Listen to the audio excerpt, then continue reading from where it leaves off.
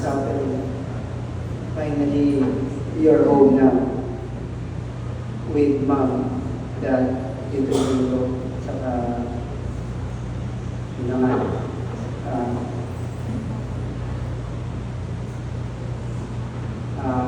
I would like to take this opportunity ngayon to